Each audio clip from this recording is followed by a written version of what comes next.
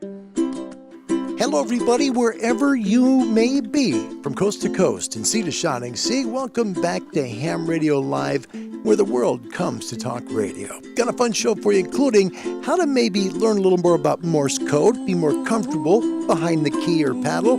Plus, we'll have a great topic question about when you got into radio and what the heck it was that hooked you into enjoying it.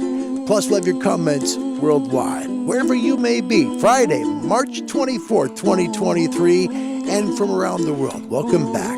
This is Ham Radio Live. Somewhere over the rainbow, way up high, and the dreams that you dream of once in a lullaby.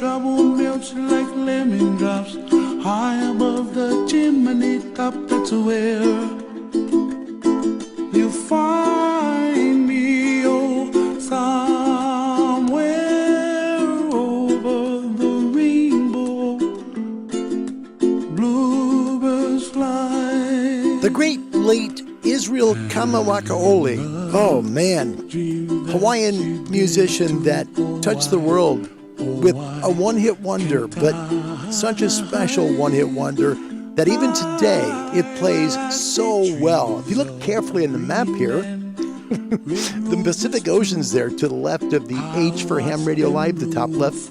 That would be the little islands of Hawaii right there. In the dark, indeed.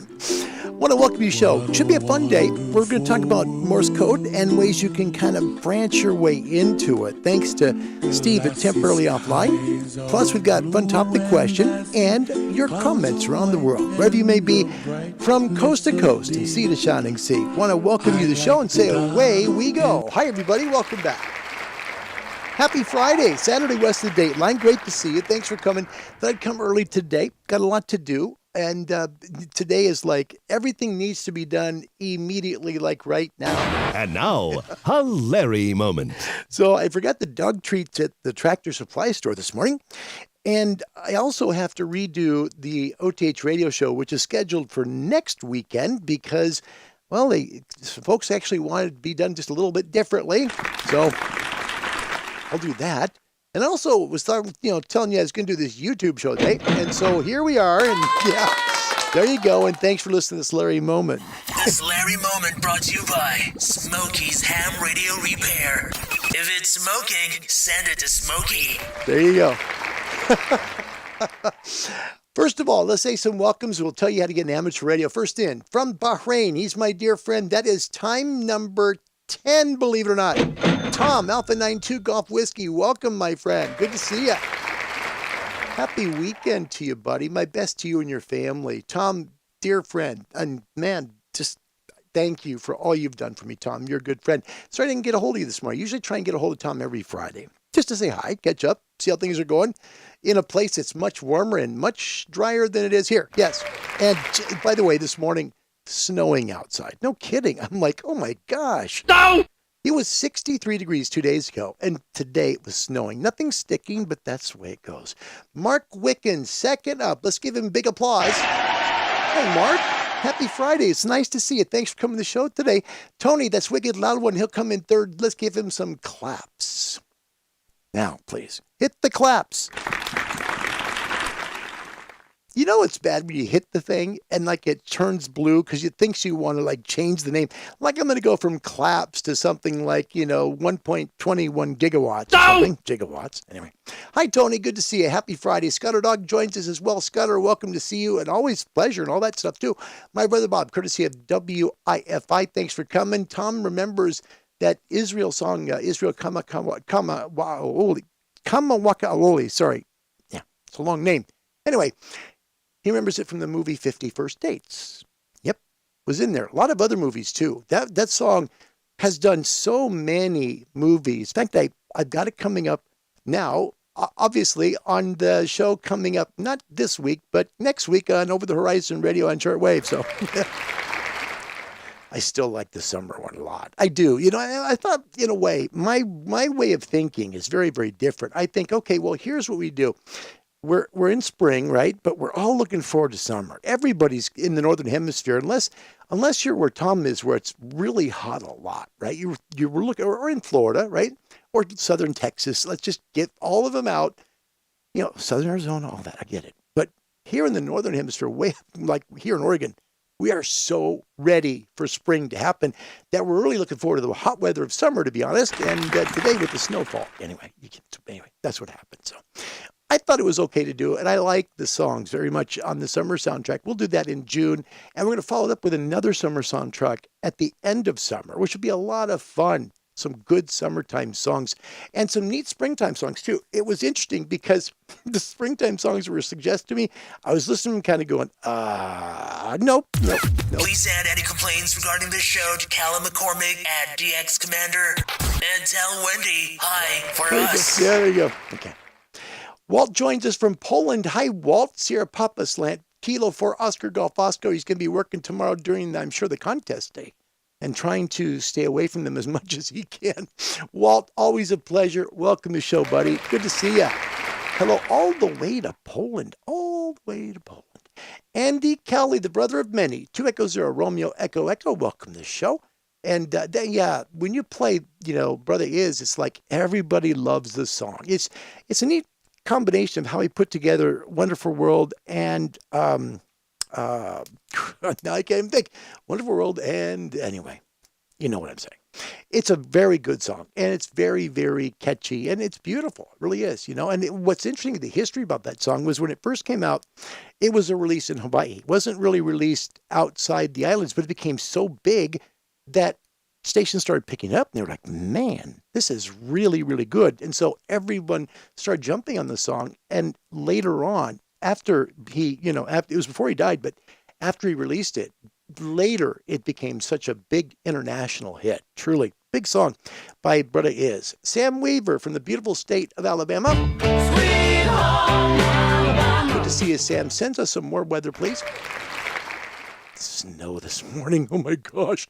Gary Strong from Las Vegas, Whiskey 9 Papa Papa Yankee. Give him a yay. Hi, Gary. It's good to see you, buddy, as always. Thank you for being here. And I think we're almost caught up. Yep. And Tom, good to catch you live today, Larry. Nice to be live. I thought, let's just get going because I got way too much to do today. So thank you for coming early to the show today. And the neat thing was I didn't have to cancel it, too.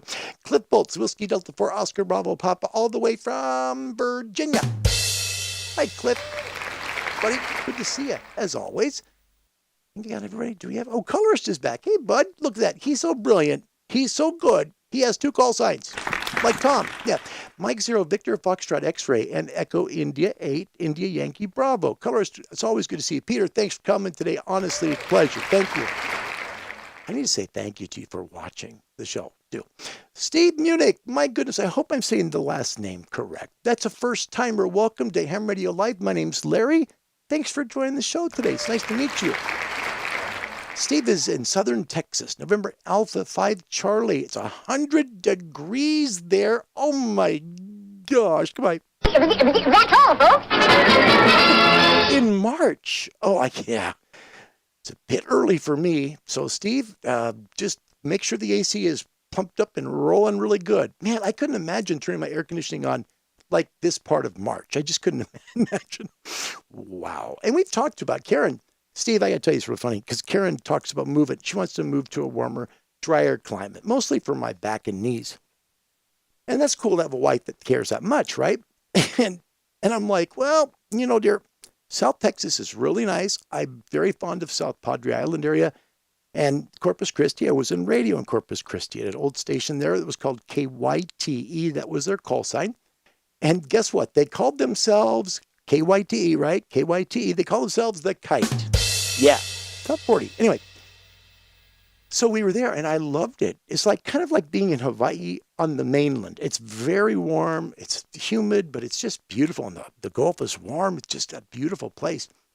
And I like Florida as well. Florida is very, very nice. But I want to be more central or south where it stays warmer. But then again, she's like, oh my gosh, I couldn't do that because of all the tornadoes.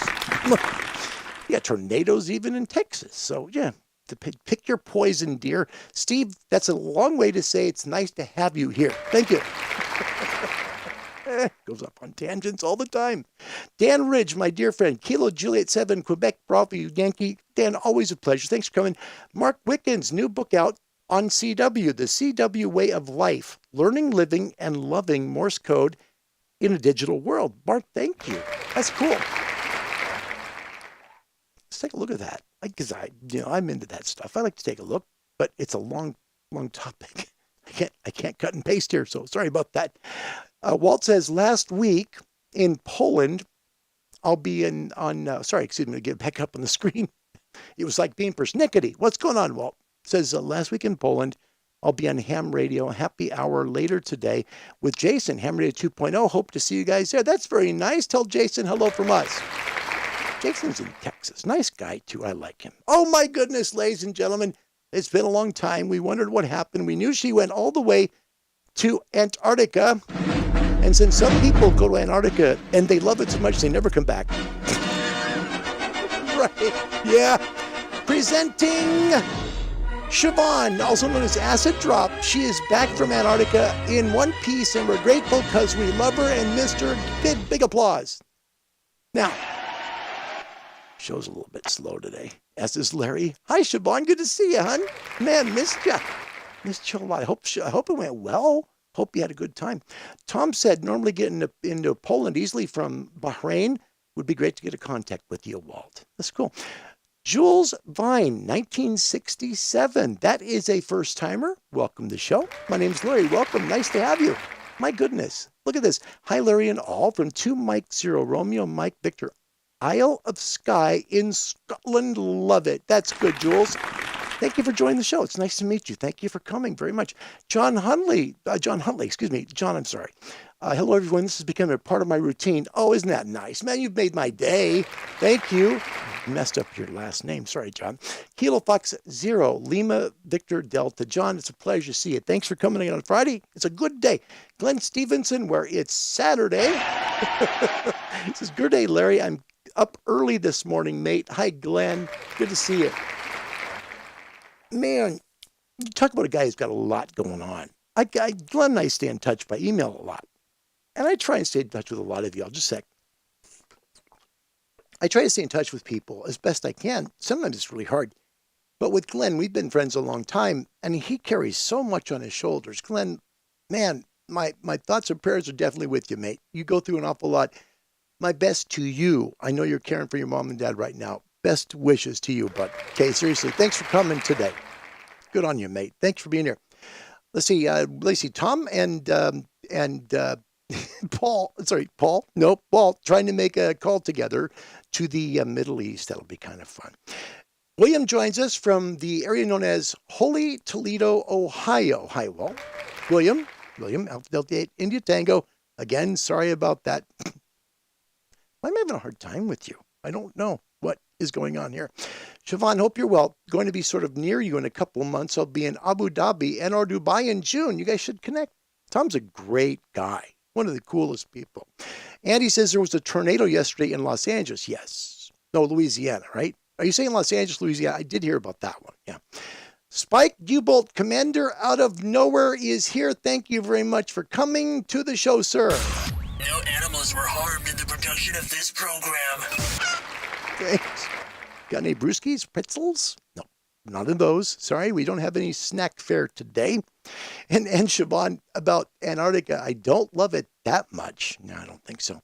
Keith Ham Radio World. This is Keith's Ham Radio World. First timer. Keith, it's nice to meet you. My name's Larry. Thanks for coming. He said, greetings from West Tennessee, where we waiting on the bad weather. Oh, no. It was snowing this morning, Keith. Have a heart, buddy. Oh, it's crummy. Spike says, 50 degrees here in south central Montana. They say we'll have 8 inches on the ground tomorrow. No! No more. I'm sick of it. Steve, hi. And what part of the reason here is that we have the Pacific Ocean about 40 miles due west of us, right? And the Pacific here is very cold, extremely cold. It's Japanese current comes down out of the Gulf of Alaska, comes south along the northwest coast, and then out back into the Pacific. So it's a very cold current. Even in the dead of summer, it'll be 57 degrees, 56 maybe. So it's cold. In the winter, it's like high 40s. But it's warm enough to keep the clouds and the weather masses just warm enough to be raining, but not cold enough to be snowy. This year, it's been exactly the opposite. We have had a lot of cold and snowy type weather since the middle part of February. It just doesn't stop. It's been crazy. Steve Hopley, welcome back, Steve. Golf 4 Yankee Tango Kilo. He says, evening from the UK, Larry. Could you do a chat on noise level one time? It would be interesting to see what noise level your followers have. Yeah, that's a good question. It's a good comment. I like that, Steve. That'd be really cool to talk about that. Because I know, like Tom, for example, in Bahrain, he cannot work from his QTH in Bahrain. It's too noisy. There's just too much, there's just too much noise from the sources all around him. So he'll go out, out by the Persian Gulf, away from everything else, and he'll work out there portable. And that can be a good thing and bad thing. He'll make great calls because he's at Alpha 9.2, right? And everybody hears that call. It's like, oh, I want to work him. Tom, I swear, if you ever decide to go digital modes and try it, you're just going to be constantly there, just hitting one call sign after the other, after the other, after the other, because everybody's going to want to work you. It's just amazing. But yeah, Tom is like that. He's got a bad QTH where it's loud. Some people have very little noise, if any. Truly. Yeah. Steve, nice comment. It's a good idea, too. Thanks a lot for the idea there. Appreciate that. Siobhan says, it's good to be able to see you all and you. And oh, bless her, your heart. Me in particular, really? Oh, gosh. Thanks. That's nice. I hope you've been doing good. I've missed your wonderful attitude, sir. Bless your heart. Thanks. That's really nice, Siobhan. Man, you made my day. By the way, we're going to celebrate somebody in Ireland today. I know that's where your heart is. By the way, put your call sign down, would you please? Because I've been thinking about that for a while. I'd be like, gosh, I'd like to thank Siobhan for watching, but I don't have her doggone call sign here. So please do that, would you? She says, I thought I'd also mention I'm due for some minor surgery in May. Not looking forward to it. You know what? We'll keep in our thoughts and prayers, Siobhan. I hope that surgery goes well. I'm so sorry. That's rough. Casey, hello to you. Kilo Charlie 7, Alpha Bravo Charlie, known as ABC from Phoenix. Hi, Casey. Good to see you as always, buddy. If you'd like to get into amateur radio, you need to get a hold of the big club because a local club to you is how you get there. Finding the local club is hard. It's not like you just look, it's like the yellow pages are out there and you just pop open and tell there's the local ham radio club. I'll call them up. It's not that way. It's hard to find a local club sometimes, but there are directories of amateur radio clubs worldwide that the large groups have, like the American Radio Relay League. Contact them at www.arrl.org. Hit the Contact Us bar. Let them know you want your license and where you live. They'll send you an email back with a local to you amateur radio club. Great way to get started because they'll help you to answer all your questions and maybe have some gear to get you started too. www.arrl.org. Show email here is info@hamradiolive.org. And today's topic question, what year did you first become interested in radio and what hooked you? Okay, so there's two parts to the question. And I love this because it works for shortwave, works for CB, works for amateur radio. What year did you first become interested in radio? And what was it that really got you like, oh man, this is it. I love this. I want to do this. Yesterday, I talked to you about my present coming up for my birthday, right? And my birthday's not till June, so don't. It's not like you're missing anything big. But I'm turning the ripe old age of 60 years old. It's not old anymore. 60 is the new 30 in my mind. Anyway, so I asked for a dog, and I told you guys a story about that. And I haven't shown you Jack yet, right? We're going to have a little boy pup come join. And then one of the things I want to do is get another dog like our dog Miley, because Miley just turned 12 on the 21st. So the first day of spring, she turned 12. And I'm going to miss her when I have to put her down, that'll kill me. That'll crush me. Seriously, I love her so much.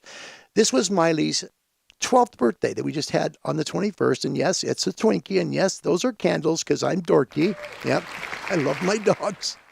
Anyway, they both got little Twinkie, little treats, and they got to have a little birthday cake. That was their cake. And yes, just wondering if you know, Molly did not blow out the candles. No, couldn't do that. But anyway, I got to take it. Anyway, she got her Twinkie. And then, so we got Miley, the dog up here, and we also have Jasper. And this is Jasper from just literally 2 days ago. No kidding. 2 days ago, it was 63 degrees. Beautiful. Look at it. It's like he's smiling. He's happy. He's getting his tummy rubbed right there. He's a happy boy, right? So we originally were going to get 2 dogs. We're going to get 2 of them, right? Because there was a special dog that came out of I saw them and I loved them. And they were, oh my gosh, I loved them. But the cost, yeah, that part of it. And there's some other things. But I really wanted to get both. But here was one we almost got. Her name is Jill. And Jill is so sweet. Oh my gosh, I love this little girl. And we had to say no. And it really broke my heart because I wanted to get them both. And so I literally had to search for my birthday present. This is the one we got. That is Jack. He's coming to the family here in about 2 weeks. Yep. That's little Jack. So he's going to come join us here in the homestead here in Oregon, and we'll just be praying a lot about Jill. Karen came up to me the other day, right? Came up last night. I get back from our meeting with the pastor, right? We're going to talking about stuff together, and I come home, and she's like, honey, I'm really struggling with this thing with Jill. I am. I said, honey, I can't go through that again because it was so hard to not get her. If you want to get her for me, I worked out the details and everything to try and get both of them, and then pulled the deal apart. Please, if you want to do this and you think it's okay, you're good with it, then please contact them and let them know. And that way they can bring both Jill and Jack to our house. And she says, okay, all right. So then today she's still talking about it. And there's a little part of me is like going, oh, please do it, Care. Please do it, Care. Please do it, Care. Who knows? We'll see.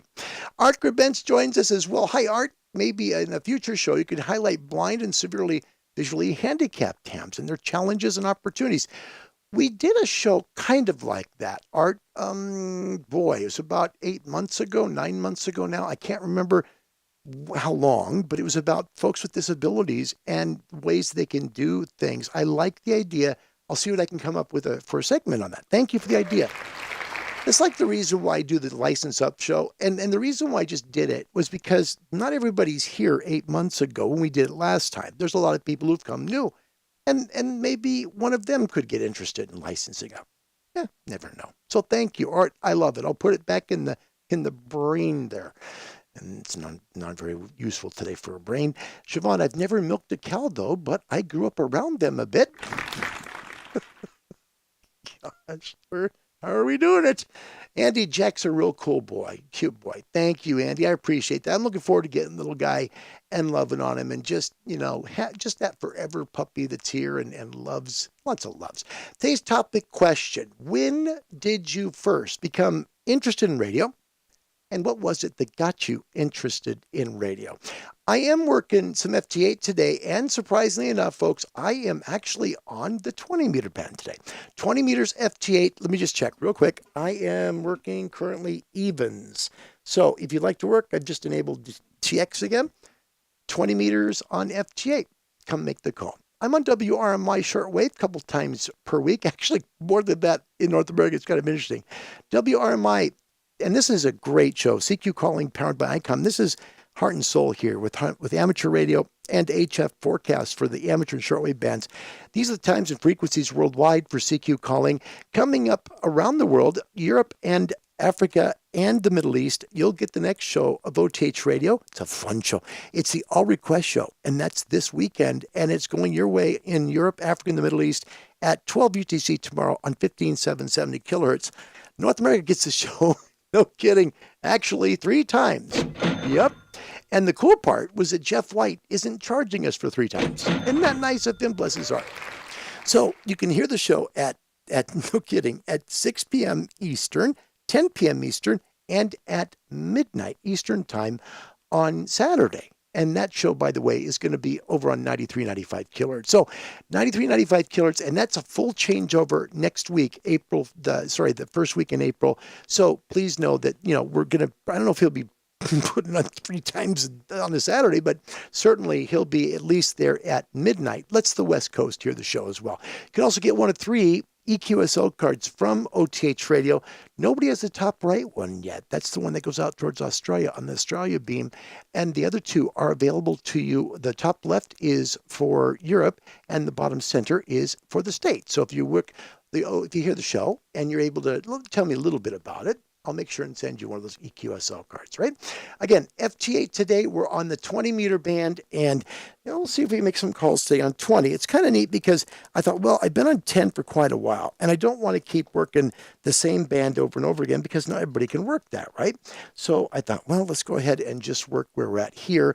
And right now, we are on the 20-meter band. Try and make the call to the show. We'd love to make the call with you. Yeah. Topic question, when did you first become interested in radio, and what was it that made you interested? Rudolph Smith, he said, it was in 1980. I got in CB. 30 years later, I became a ham. Nice comment, Rudolph. Thank you. Isn't that cool? It's neat how that happens, right? I'm always impressed with people who talk about their beginnings and how it all happened. Thanks, Rudolph. I appreciate that. Very nice to hear you. Dave in Temecula joins the show. Dave, forgive me. It's been a while, and it's my brain. Sorry, I've forgotten the call sign. I have it, but now I can't do it. Sorry. Not going to get in that mess. By the way, Hemp Test Online is going to be, right now, it looks like they're not going to be staying on the internet after June the 30th of this year. If you'd like to still license up or get licensed, this is the best software I've ever used. I mean, it helped me go from nothing to extra in one sitting, but it took 168 hours because Larry's mind is slow. So if you'd like to get your license, you still have a chance to use the syllabus now until the 30th of June. Find them online at www.hamtestonline.com. Remember, the theory is always the same. Worldwide, the theory is the same. The laws are different wherever you live in the world. So keep that part in mind. First question, this is on the general license today.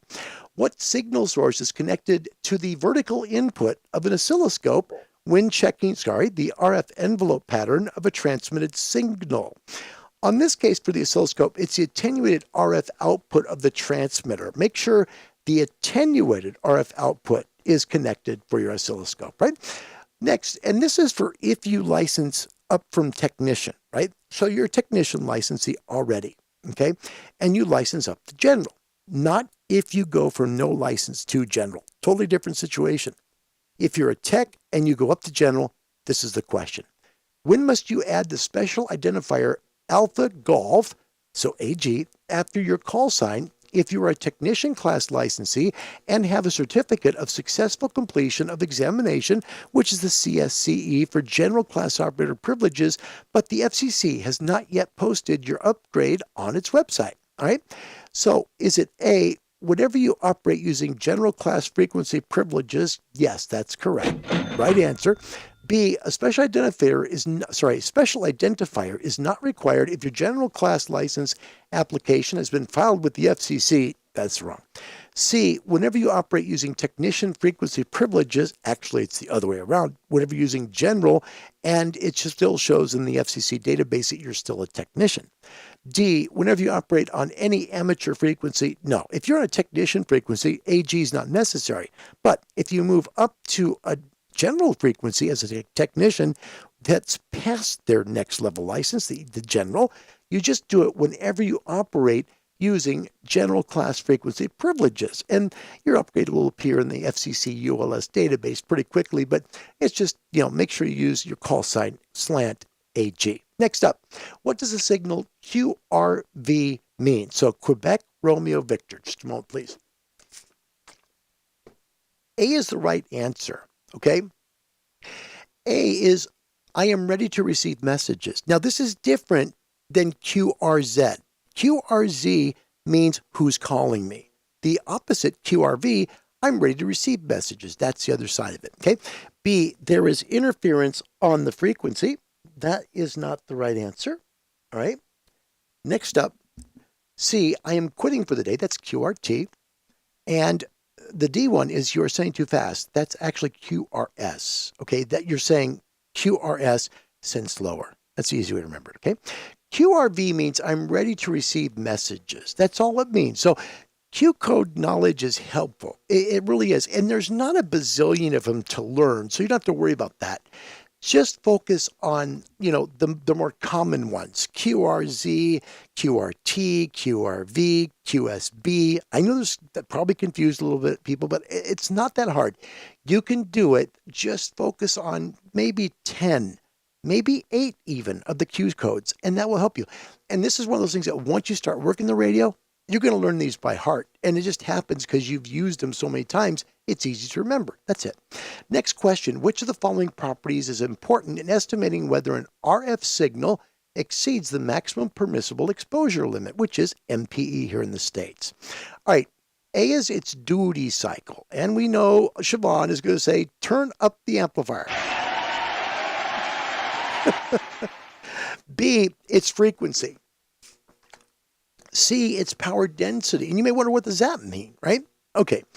Say you have a dipole. Let's say you have a vertical, all right? A vertical's power density is much different than a dipole that's broadside to you. And it's definitely much different than a directional antenna that's facing towards you. Power density is big. So actually, all 3 of these choices are correct. When you're talking about maximum permissible exposure, you have to consider the duty cycle. Okay, how much time you're transmitting over the time you're listening. B, its frequency. As you go up in frequency, the maximum permissible exposure limit actually gets to be less. So I don't know if you know that, but the higher up in frequency you go, there is a big difference than when you're, say, for example, on the 80 meter band or 40. You go to 17, huge difference. So frequency is big. Its power density. Yeah. Is the antenna pointed towards you? Most of the power facing you. Big difference. That's for MPE. Which of the following is an advantage of ceramic capacitors as compared to other types of capacitors? This just has to do with money. Just all about money. Comparatively low cost. They're cheaper. That's why they're used in most radio products. Next, what should be the impedance of a low-pass filter as compared to the impedance of the transmission line into which it is inserted? No! And a lot of people may be going, who the heck cares? Why do I care? The answer is about the same. That's it. Just remember, don't let the question fool you, okay? The impedance of a low-pass filter as compared to the impedance of the transmission line into which it's inserted is the same. Really nothing to worry about there, so don't worry about something being different. Next, what does the K index indicate? So the K index, right?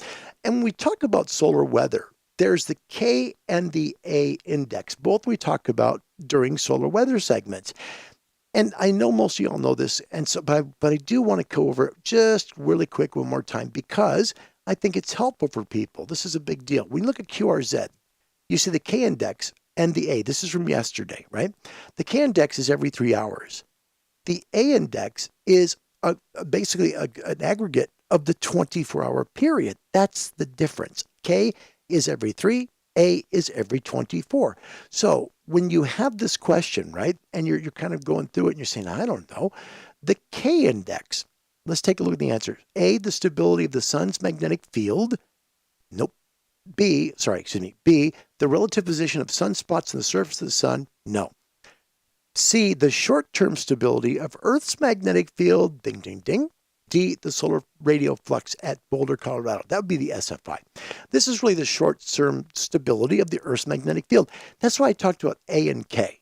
K is short-term. It's every 3 hours. A is 24-hour aggregate average, right? Next question, and here we'll make it an all-in for you. All right, the question, what kind of device is an integrated circuit operational amplifier, right? Is it A, analog, B, programmable logic, C, MMIC, or is it D, digital? Let us know with A, B, C, or D. No points here, but you get something like a ching and give you some big applause. Good luck. What kind of device is an integrated circuit operational amplifier? Yep. And by the way, thank you, Annie. Best wishes to you in the blood test. Hope it goes well. And it's really nice to see you. And Andy, thanks for the nice words about Jack. That's very, very kind. Thank you. I appreciate that. Steve, first one in. He has the operational amplifier, operational integrated circuit, operational amp, is a analog device. That would be a cha-ching and big applause. Yep, he's right. That's exactly what it is. Well done, Steve. Yep, right away, too. Tom also got that one. Andy Kelly in the UK also with A on that. Yep, it's just analog. Nothing big to worry about. No big deal there, right? Next question on the general. Which of the following frequencies is within the general class portion of the 80 meter band? Now, this can confuse people, and I have the quick answer. If you divide 300 divided by frequency, you get it right. You'll get it right. On 80, it's going to be perfect. You'll love it. Okay. If you go and realize that 80 meters is everything, and this is kind of going off just a little bit. I don't mean to, but I do mean to kind of give you an idea.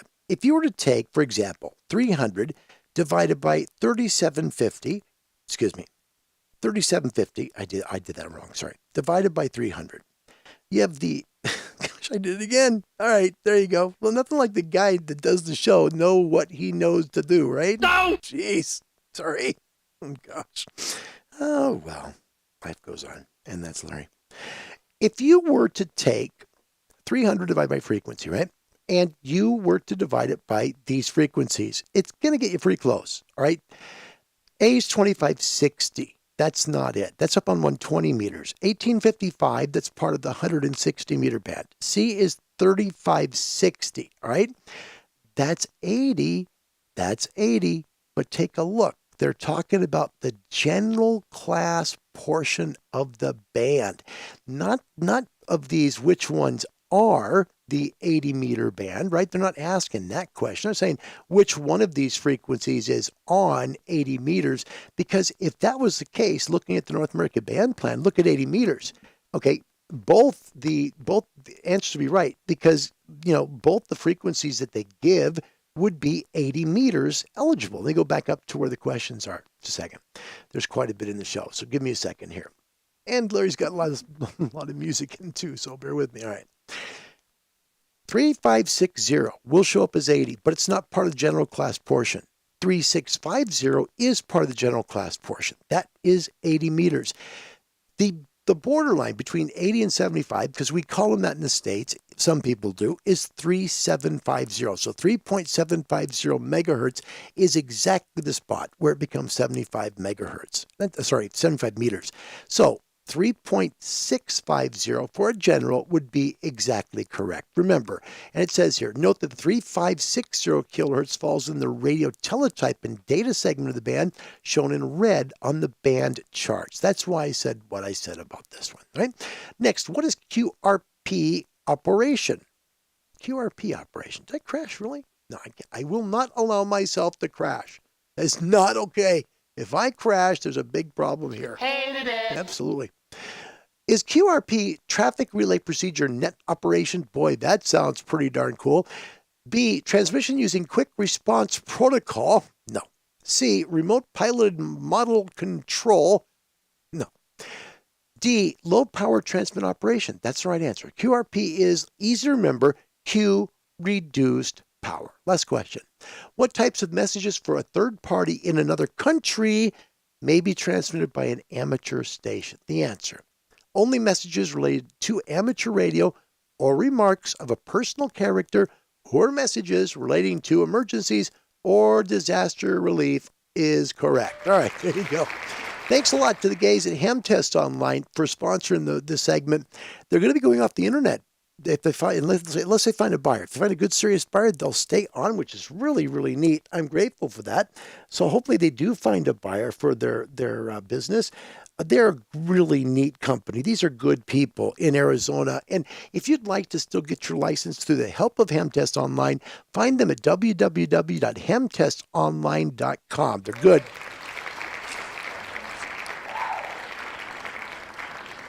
Pardon me, guys. All right, thanks. Don't forget today's topic question. Topic question, what got you interested in radio and what hooked you? I got a neat comment on that. And by the way, Glenn, this is good. The mains fuse in the house is there to reduce maximum permissible exposure. If only. I remember the first time that I went here. And no, and Dave, thank you. Whiskey 6, Charlie Romeo Tango. Thanks, buddy. That's good. You know, I remember the first time I did that here in this house. And it was really interesting because I was I had the 7300, yeah. And then I had 811H tube amp, right? And the computer, right? And I had the MFJ 993 amp, tuner. And they're all on the same circuit. And if I made too many calls, like more than, 3, quick voice calls, right? My lights would go out immediately. No! And I'd be going downstairs to pop the fuse, the circuit breaker all the time. Oh my gosh. It was crazy what it was like to do that. And I was grateful to rewire this room for 20 amp on 110 here in the States, 20 amp circuit for 110, which is the most you can go according to the NEC, and then a full 220 service too. So that was kind of saving my bacon. Let's see, and Tom talking about his kitty cat. He's looking like Genghis Khan. No, that's not good. Steve, about radio, the topic question, got into ham radio because my older brother was a ham with a Benton Harbor lunchbox for 6 meters. That's neat. What a classic radio, too. And he really did. He had the Benton Harbor lunchbox. Well, we had somebody from the channel, the person who watched the show, and this is Alpha 6 Romeo. And sorry, Alpha 3 Romeo. Pardon me, Fred. He requested some more content about Morse code. And he also talked about maybe getting the Long Island Amateur Radio CW Club here to talk about Morse code and how you can learn it, so forth and so on. I think it's a great idea. I'm not good at Morse code. I don't claim to be. I'm trying, but there's too much on my plate to do it all the time, right? So there's a great video that Steve, temporarily offline, part of Coffee and Ham Radios as well, had a neat show last night, another one tomorrow morning here in the States. And he put a really good video out. This is Kilo Mike 9 Golf. I'll have a link to his channel in the description section of this video. If you haven't already subscribed, please do. And also, take a look at this. A great way, if you're starting to learn code and you want to be able to use it in a safe environment, I think it's a brilliant idea. Thanks to Steve, temporarily offline, for a really great video about Morse code here in Amateur Radio.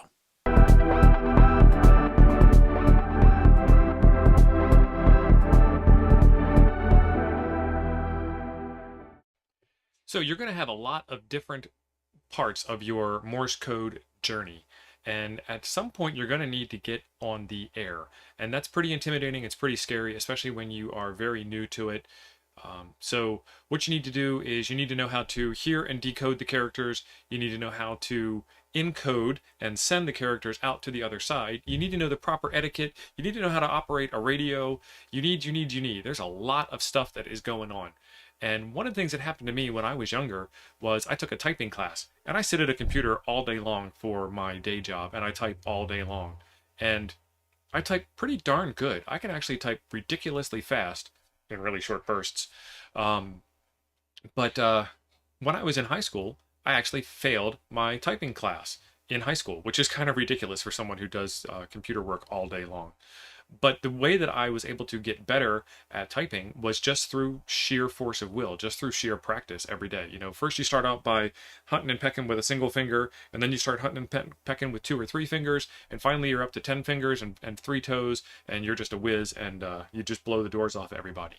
And that's the approach that I'm taking with my CW, my Morse code journey, is let's just do it. Let's not stress out about whether I'm doing it right or doing it wrong. Let's just start doing it and getting better at it.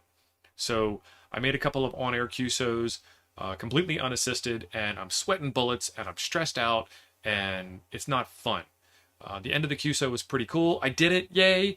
But at the same time, that was just way too much anxiety. And I've got a way that's going to take the anxiety out of it that I want to share with you guys, and hopefully help some of you get on the air. And getting on the air is better than not getting on the air. So get on the air any way that you can. So let's go right into it. Okay, so this video is intended for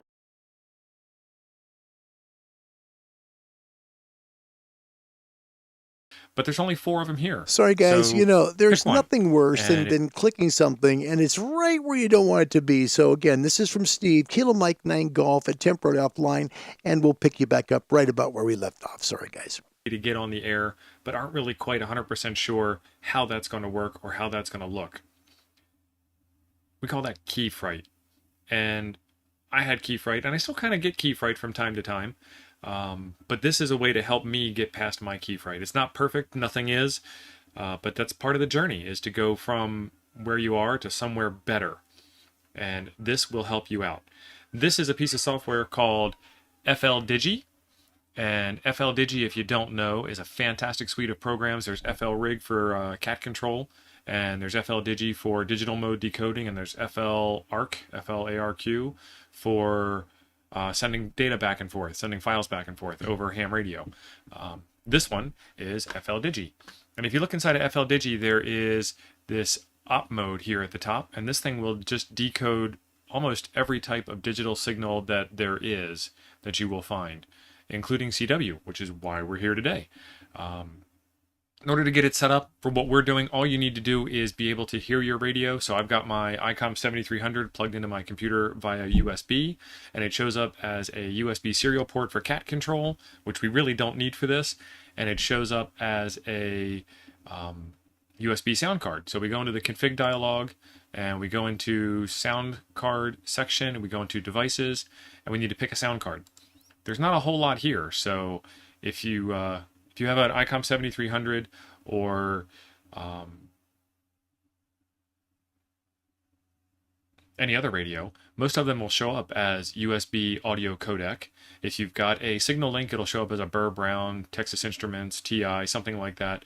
But there's only 4 of them here, so pick one. And if you see some signals coming in, then you've got the right one.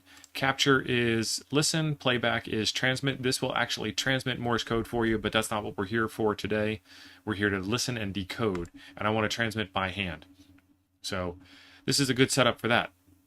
The next thing that I would suggest is, because you're new to this, we'll do another trick to take the wind out of, to take the fear out of getting on the air. So let's take a look at that trick. CW operator secret weapon number 2. This right here is the POTA.us website. POTA.us is the website to go to in order to get Parks on the Air spots. And a lot of people like to do Parks on the Air activations over Morse code. And that makes a couple of really nice things for us. Number one, I'm going to know what the exchange is going to be. We'll go over the exchange in a second. And number two, I'm going to know everything I need to know about that exchange on this website over here. So let's take a look at the website. What I'm looking for is someone who's operating in the CW portion of the band. So you'll see the place where they have been spotted, where they've been heard. And this one right here, KD40, is in Park K2913, which is the Sesquicentennial State Park in South Carolina. So now I know his call sign is, it just went off the screen. So I know his call sign is KD40, and I know his QTH is South Carolina, and I know what he's going to send me. Let me see if I can find his call again. Where did it go? KD40. Okay, so he got spotted by W2LB. So he just got respotted. He's pretty busy. A lot of people are hearing him. So I know the frequency that he's on, 7052. I can tune my radio to 7052. I can put that right in my log right away. I know what his call sign is. I know what his park number is. I know what I need to know. I know the time of day for the contact. I know pretty much everything I need to know except for the guy's name, and I can go look that up on any of the online call books. So let's go take a look at what the exchange would be for a Parks on the Air activation. So I just typed this up real quick in LibreOffice Writer. What he's going to send from the park is going to be CQ DE. DE is shorthand in Morse code for from. His call sign, KD40, and the letter K. And what that means is, anybody out there, I'm doing a Parks on the Air activation. My call sign is KD40, and then K means over. K means it's your turn. K means I'm listening. So I would respond back with my call, KM9G. That's all I would send, is KM9G. If he hears me, or if I make it through the pile-up, or you know how ham radio works in general, he's going to respond back with my call, and then he's going to say from his call, and then he's going to give me a signal report. So this is what that looks like. So he's going to say KM9G DE KD40 UR 5NN 5NN park, the number of the park, which is already on that website, so I already know it, and then the letter K to say that he's done and listening for me. So I'm going to hear KM9G DE KD40, the letter U, the letter R, 5NN, which is a signal report, it's 599, and it's just a shortcut for 9. And then he's going to tell me the park, and he's going to tell me the number. If I'm not good with numbers, and honestly, I'm not really good with numbers. I know 73 really well, and I know 9 really well, because those are the numbers that I send a lot. Outside of that, I got to think a little bit. But like I said, I already know the numbers because it's already on the Parks on the Air website. When he sends that K, I'm going to respond back, Roger, Roger, RR, UR. I'm going to give him his signal report, 5NN, TU. The letter TU means thank you in Morse code shorthand. And then I'm going to send 7373, which actually has a really cool sound in Morse code. Once you start hearing it, you can't miss it. And then I'm going to send SK to mean that I'm done with the communication. So I've heard what he's sent. He's heard what I've sent. And then I'm going to send 73 dit, which is just 2 E's back to back real quick. And that just means I'm done. And then he's going to send back dit, which indicates that he's heard everything that I've had to say, and he's moving on. And you might hear somebody else jump right in, or he might call CQ again. So there you go. You can't go wrong with a Parks on the Air activation over Morse code when you know what the volley is and you have all of that information put up ahead of time. You really don't even need to write it in your log when you're doing this because it's already on the screen on POTA.us. So you can focus 100% on the Morse code and not worry about whether you've written it down properly or anything along those lines. So it's a good way to get your practice in. And, try to make a couple of calls a day or a couple of calls a week or whatever gets into your routine. And there you go. So let's see if we can catch somebody on the air. Okay, so because I took a long time explaining the POTA website and all that jazz, I lost the ability to hear the guy that we were talking about in that part. But never fear, that happens sometimes. What I'm going to do now is go find another station that's calling CQ from a park and see if I can hear them and see how that looks on FLDigi. So right now, you can see that there is this NP3A in K7559, and it says that their state is US-KP4. I don't know what that means, but never fear because this website is awesome. I'm going to click on the link for the park website, and it's going to tell me that the location is Puerto Rico, and it's going to give me a little bit of a map, so they're right outside of San Juan. Not bad at all. Let me go back to that, and where did he go? Yep, he's on 18080. Let me tune my radio into 18080. All right, got it. And now I'm going to go over to FLDigi, and the first thing I want to do is clear this screen so we can take a look and see any new traffic that comes in. And I'm going to cut out until I get to something that's worth talking about. So I can hear a signal report in my ear, 559, but I can't see it in FLDigi. I think between the two of us, between FLDigi and my ear, the old KM9G ear there, we're going to get the ability to make this contact happen. So the far side right now is telling me that the QTH is Arizona. BK, back to you. And the other side said, thanks, 73. And then you see this EE. This is dit. It's not really EE. It's a pro sign is what they call those. It's a Morse code shorthand. That means I heard you, and the other side sends dit, and that means I heard you too, and then the QSO is over. So at some point he should go back to calling CQ, or somebody should break in and try to contact him. And since I didn't hear him call CQ, I'm going to wait. All right, now he's calling CQ, and I already know his call sign's NP3A, so as soon as he stops, I can call him back.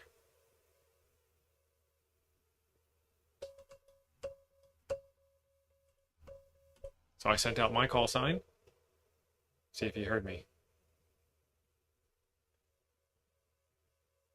He did hear me. There's my call sign coming back.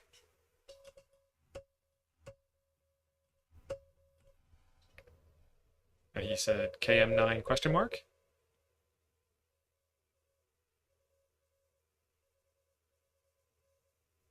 And he can hear me 559. He sent BK, which means he's done his side. I'm going to send mine.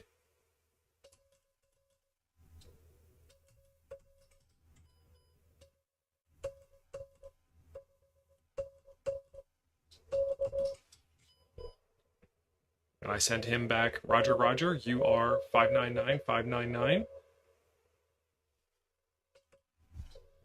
And he said, thanks. So we got a contact in the logs. And now I've got myself a little bit of experience with responding to a call. Turn the radio down a bit. And getting over some key fright. And I can get this one in the logs. And just for log's sakes, this is NP3A. He sent me, I sent him a 599. I received a 599. It's 18080, and the QSO happened on 2/4/21 at 11:31 a.m. And that's what I would put in my logbook. So that was pretty amazing. I was able to get through the QSO. I was able to share it with you guys on video. I've got some notes on my screen. I've got some notes over on Parks on the Air website. Let me get his park number while I'm at it. Wasn't that great by Steve-O? That was great. I didn't show you the whole video, but you can watch the whole video, and I've got the link to it in the description of this video to help Steve out, because goodness sakes, he does great work in amateur radio to help people to learn about different things that they can do, not only in antenna building, but also ways to communicate. And I thought that was a brilliant idea going to FL Digi. Thank you again, Steve, for that. Very good stuff. Don't forget, my friends, this weekend, there are some good DXPeditions coming. Norfolk Island's still on until the 31st. That's not easy to get. It's easy to sometimes get Victor Kilos, but this is Victor Kilo 9, Norfolk. It's good to get also working digital on that. Sideband, Morse code, and FT8. And coming soon, like right now, starting today, is Monaco 3 Alpha. It's being done by some Italian hams here. FT8. And they're only doing HFFT8, 100-watt vertical. So Monaco, call sign to look for is going to be 3 Alpha / 1 Kilo 1 Tango Tango Delta. Also Antigua and Barbuda, and that comes on starting today. Victor 26 Echo India. And this is Antigua, and this is also going to be done on HF, sideband, and Morse code, and they're also working digital mode. So Barbuda and, of course, Antigua start today as well, and that's going to run through April the 2nd. So some good DXPedition stuff working your way. All right, we're now working on the 15-meter band. Getting a little bit too much noise here on the good old 20-meter band. So we moved up to 15 in case you want to make a call to the show. I'd like to say thank you to somebody who watches the channel, and we're going to do that with a band that comes from where they're at. Thank you so much, John A. McCurry, and this is a very Irish name for sure, right? Gulf India 4, Sierra Zulu uniform, Little Cranberries with the song Linger. Celebrate John and thank him for watching Ham Radio Live. First, let's take a look at what it looks like where he lives in Northern Ireland. So we're going to look out from the satellite view.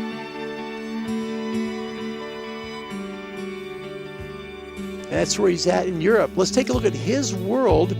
John, thank you again for listening from Ballymena, Northern Ireland. Let's take a look at John's world there and listen to a little bit of Cranberries. Of course, you go portable. That's the way to go portable, right? Not bad at all. And that's where he's at in Northern Ireland.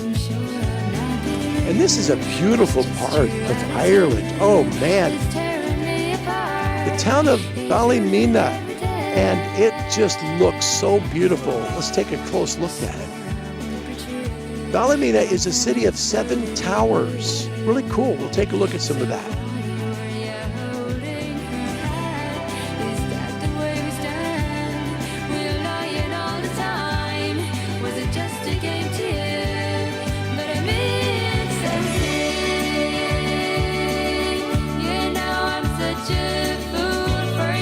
And you can see the towers, beautiful.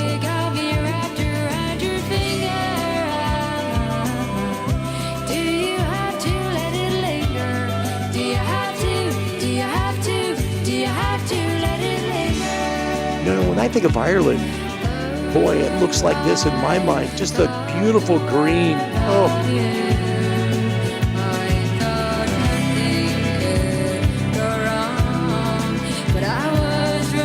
This is the train station there in town.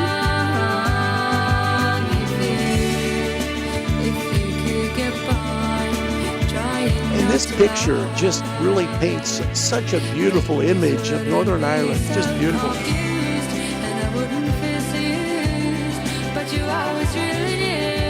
Thank you so much, John McCurry, Golf India 4, Sierra Zulu uniform. Watches Ham Radio Live all the way from Northern Ireland. John, it's an honor. Thank you. Sincerely, man. Wow. It's a long ways from here. I don't think I've worked Ireland yet, even on digital. Don't think I've done it yet. Let's catch up with your comments here. And Ron Walensky, by the way, welcome from Monroe, Washington. Nice suburb of Seattle. They're November 8 Whiskey Charlie Romeo. He says, I have key fright. That's because I don't know Morse code. And I thought what he did was really cool.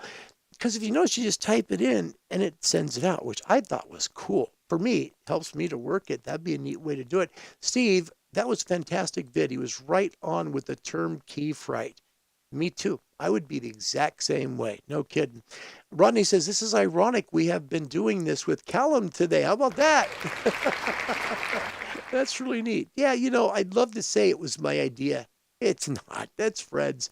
Fred came up with the idea, and I thought it was really good. Now, Fred, in honor of Larry doing something nice and actually doing what you said, give me 3 nice compliments, okay? Fred's coming. I know, Fred, I love you. You know I love you. He kind of gotten cranky with me. It's like he'll watch like an hour and 30 of video, and he'll find the 4 mistakes Larry made. And he'll let me know about it, right? I'm going, come on, Fred. No!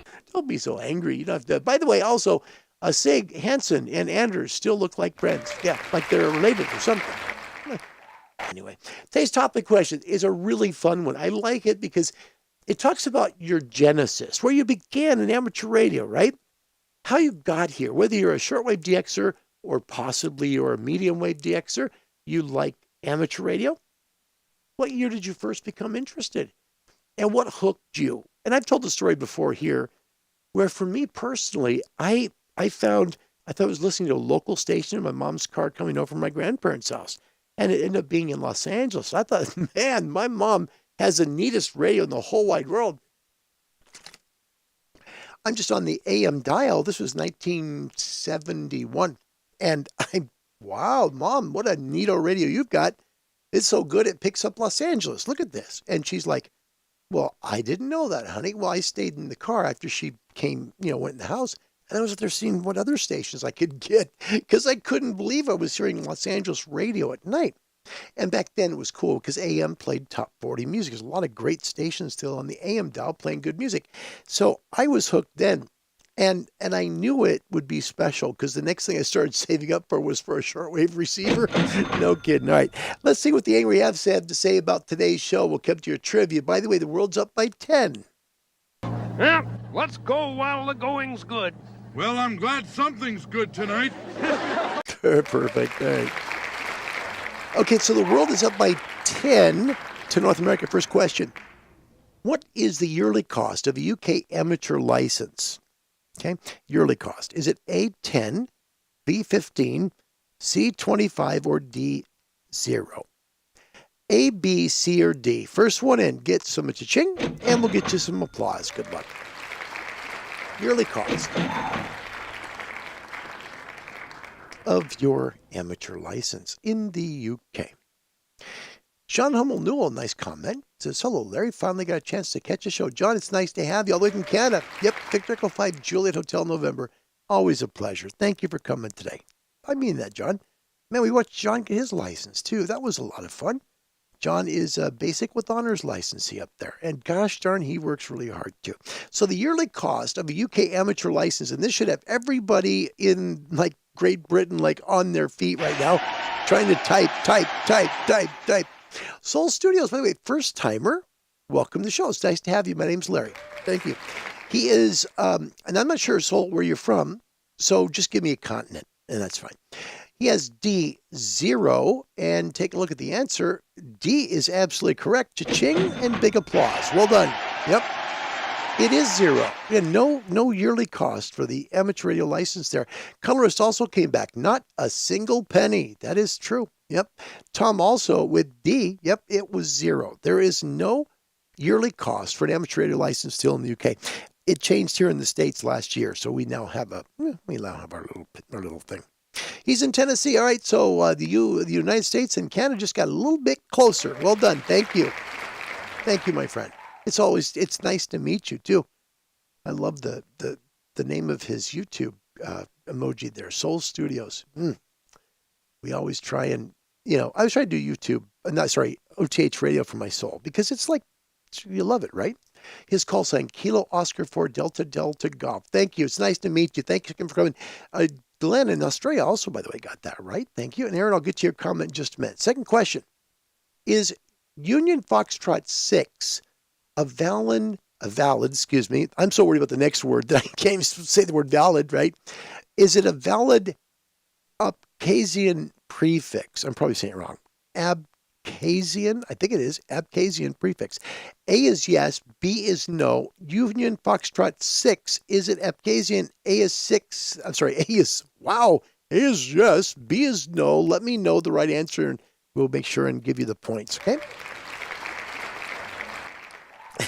Gosh, and I practiced this too. It's like, okay, how do you say that? Abkhazian. I think that's it. So anyway, here it is. This is where it is. That's Abkhazia. Is it true or is it false? So you only have two to, you either get it right or you get it wrong. Aaron says B, it is not correct. And my goodness gracious, guess what? I got it wrong, but thank goodness Aaron didn't. He's correct. Well done, Aaron. You did it. Yeah, it is false. And by the way, that puts North America now tied again.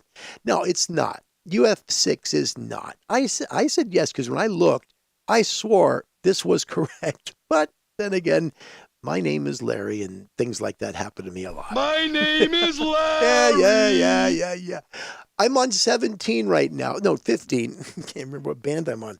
So, and there's Cliff. And so we're going to work Cliff now, and that's pretty cool. So we'll work the state of Virginia on 10 meters now and make, in 15, call the show. That's cool. Thanks, Cliff. It shows him.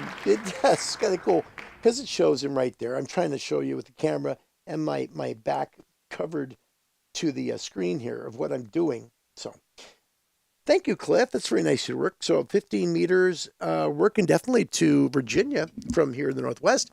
That makes it kind of nice. Today's topic question. What year did you first be interested in radio and what hooked you in this wonderful hobby? And, it's kind of cool when you think about it. We have a really cool hobby, radio itself. It's not just amateur radio, right? The name of this channel is Ham Radio Live, and I get it. It's like the name says ham radio, so it should be ham radio, and we try to keep it that way. But I don't want to forget shortwave people or medium wave DXers or Citizens Band people, because many of us came from Citizens Band. Many of us came from shortwave. We came from different places. This talks more about the genesis of that. When did it start and what got you hooked? This is such a wonderful thing. And once I got into amateur radio, everything about me was voice. Had to get voice.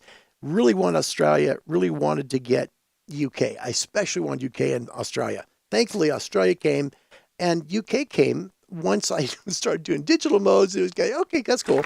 But anyway, it's just there's so much to do in amateur radio and things I'm still interested, including learning CW. Still interested in learning. So there, and even if I can master a little bit, that's why when I think of like Jenna and Avery at 40 words per minute, oh gosh, I'm like, man, those young girls are so smart and they have that gift at such a young age.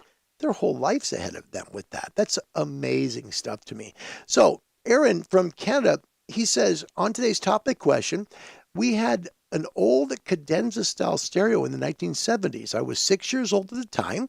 It had a tube radio that picked up shortwave as well. I'd sneak down at night and turn it on and listen to shortwave. What a neat comment. What I love about, Aaron, what I love about what you did, his call sign, by the way, Victor Echo 5 Lima Golf, also Victor Echo 5 Echo Mike Lima. What I love about what you said, Aaron, was it paints a picture, right? You go downstairs, it's at night, you're because we all did it, right? As kids, you all did it. We all did it. We all found little ways to sneak stuff, right? And what he did was he'd kind of sneak out of bed, go downstairs, get there and take a listen to shortwave at night. Can you just picture that? I mean, I can. Absolutely. There were many nights. I think my bedtime when I was like 10 was, excuse me, I think my bedtime was like 9. I think Mom had me go to bed at 9. But I remember there would be nights where I would have like my realistic radio, because I always bought my radios from Radio Shack back then. And I didn't have a lot of money. I earned money by mowing lawns. That's how I did it. And I remember nights where I'd be past 10 and I would be listening to Radio Australia or Radio Netherlands, Radio Moscow, Voice of America, Radio Berlin International, right? And I would be mesmerized. I was hearing a signal from so far away. It was magical to me. And thank goodness Mom never caught me. There you go. Aaron, nice comment. Thank you. That brought back a lot of memories to me too. Neat content. And this is the last chance, by the way, for the topic question. When did you first get interested in radio? And what got you hooked on it? Aaron was very hooked because he's able to pick up stations from around the world. And that's pretty neat, really is. Cliff Bolt said, I started listening to an AM DX at night. Same as me. That's cool. So he started listening to the amplitude modulation band, also known as medium wave DX at night, on a transistor radio in 1965. Wow. At the end of the year, I bought it. Oh, he built a Heathkit Golf Romeo 64 receiver and was a shortwave listener until 1977. And there's more. I'm interested to hear more about this. But what's cool, hold on, I got to do this because he's here and this is kind of neat. Let me try and find this real quick. So he had a Heathkit. Let's take a quick look at this because I want to see it. Heathkit, let me get back to your comment. Heathkit GR64. Let's get a look. Let's get a quick look at this thing because I'd love to see it. Oh man, that is so iconic looking. I got to show you this. This is great. So this is what he built. I'm trying to get a big picture of it. Sorry. Let me go backwards and I'll get you on another screen here. Just give me a second. This is really cool. All right. So the radio that he built is right here. This is really cool. So this is it here. If you're following the mouse, it's right here. This is the radio that Cliff, after he got hooked on radio, he built this in the 1960s. Wow, what a neat, Cliff, thank you. It's a nice comment.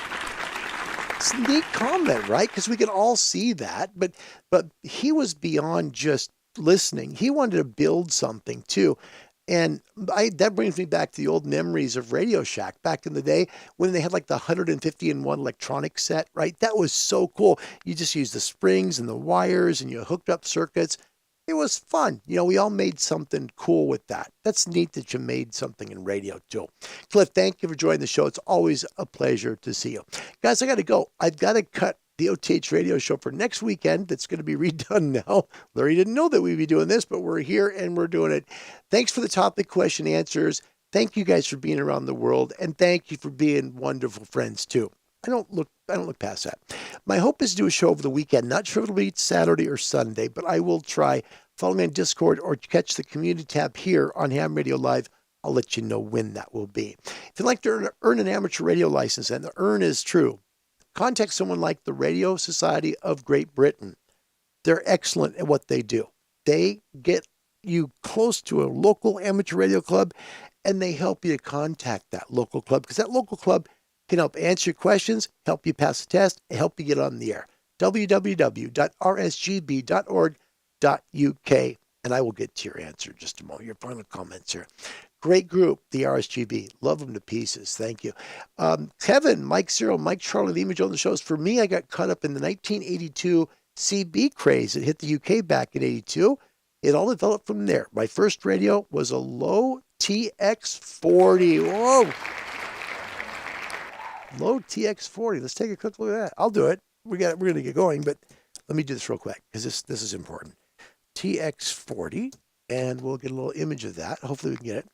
I love it because I love what people do, you know, when they talk about their lives and how they got into it, right? So here is, hold on a second. Sorry. Oh, sorry. I didn't realize that I changed scenes. Sorry. Let me just move this to you here so you can see the right picture of what I'm looking at. So here we go. So this is the low TX40 right here. And this is what got him going. And that's why I say when I talk about radio, right, and Citizens Band, I don't mean it to be disrespectful at all.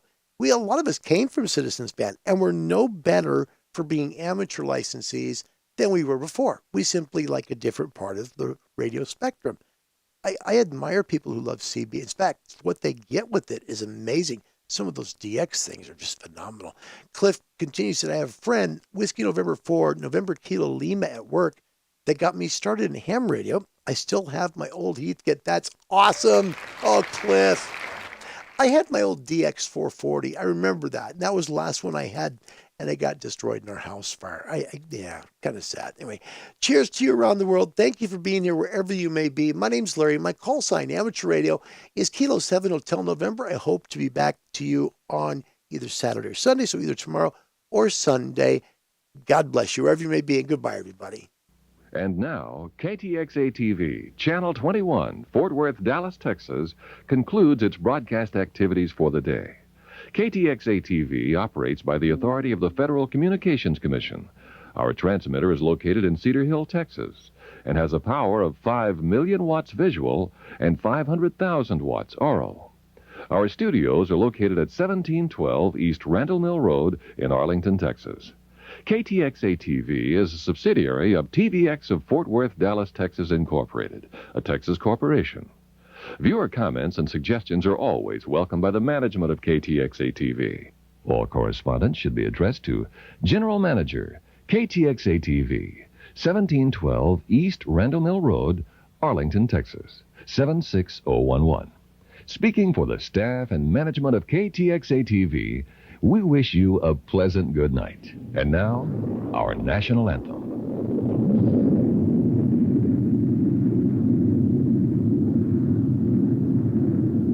Oh, say, can you see by the dawn's early light what so proudly we hailed at the twilight's last gleaming, whose broad stripes and